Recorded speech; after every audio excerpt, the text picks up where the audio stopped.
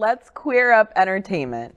Sunny Bunny wraps up after being Ukraine's first LGBTQ+ film festival.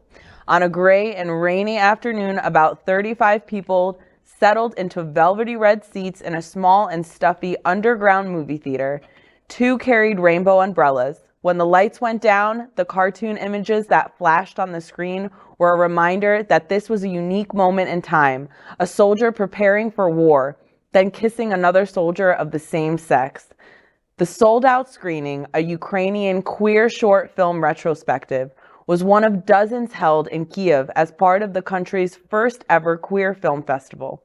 The Sunny Bunny LGBTQIA+ Film Festival is an offshoot of the Molodist International Festival, which began in 1970 and is devoted to promoting young filmmakers.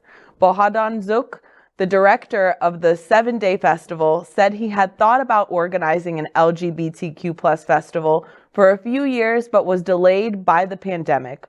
LGBTQ+ people in Ukraine routinely face discrimination, and pride events in the country have in the past been marred by threats and violence from anti-gay protesters and far-right groups. Additionally, war affects marginalized groups like LGBTQ+ members of the military differently.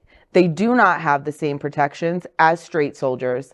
The conversations prompted by more than 60 films being shown at the festival are therefore critical. Well, this has a soft place in my heart for sure, because my family's from Ukraine. My mom was born in Kyiv when it was still the Soviet Union.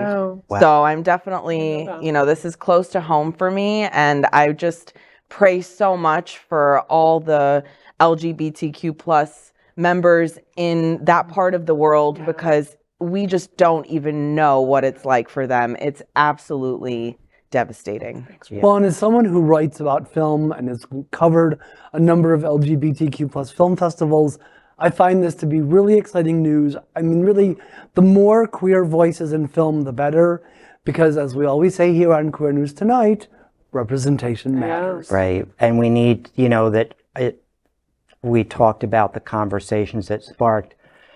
They are still, they're critical there, but they're still critical here, because if I remember correctly, and my memory isn't as good as it was 20 years ago, the former guy banned transgender people from the military the minute he came into office. And it's like, all we need is a Republican to get cramps and they'll do it again. Right. Yeah. I definitely think it's pretty incredible what this filmmaker, Bohdan Zhuk, I'm so sorry if I'm butchering the name, but really admirable what he's creating for, the people of Ukraine and in that region of the world. It's a ray of sunshine in a region of the world where you don't have much of that. And that's not the case in like the neighboring country, the other one. Where they're throwing gay people in jail off of buildings in Russia. And well, there was a Baltic country that just passed gay marriage.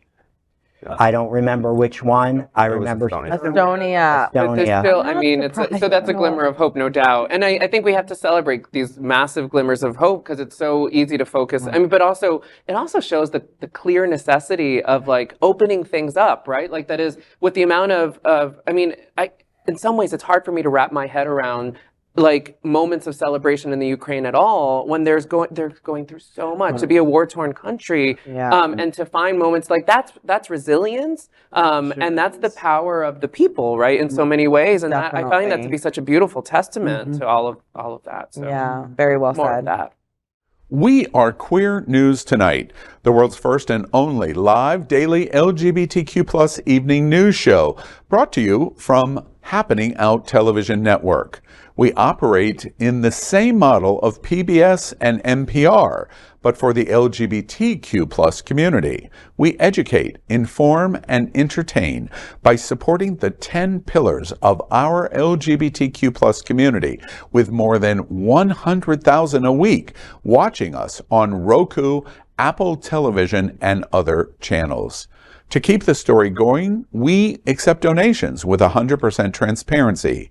Stay updated and live authentically with Queer News Tonight.